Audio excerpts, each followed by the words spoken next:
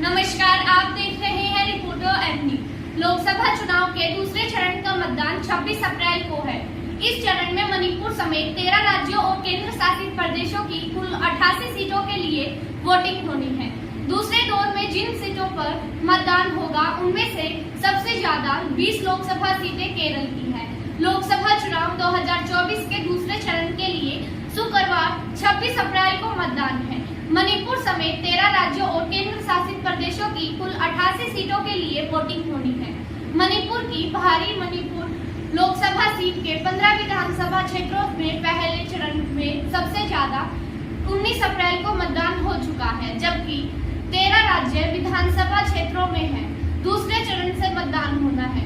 मध्य प्रदेश की बैतूल सीट पर भाजपा प्रत्याशी के निधन के बाद मतदान दूसरे चरण की बजाय तीसरे चरण के लिए स्थित कर दिया।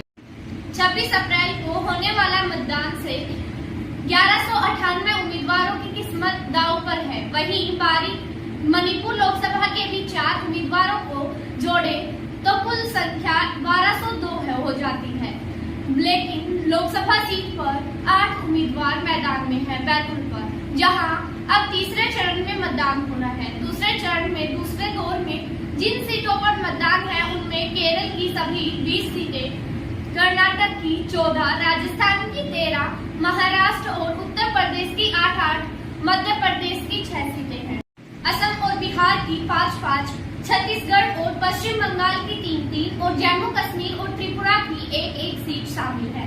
इसके अलावा मणिपुर में एक भाग मणिपुर बाहरी सीट का है। 2019 में इन 88 सीटों में से 52 सीटें भाजपा ने जीती थी। वहीं कांग्रेस को 18 और शिवसेना और जदयू को 4-4 सीटों पर सफलता मिली। इसके अलावा 10 सीटें अन्य के खाते में गई थी। पिछले चुनाव में इन 88 सीटों पर कुल 70.9% वोट पड़े थे।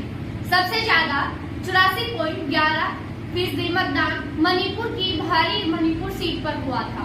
वहीं सबसे कम 53.7% मतदान कर्नाटक की बेंगलोर दक्षिणी सीट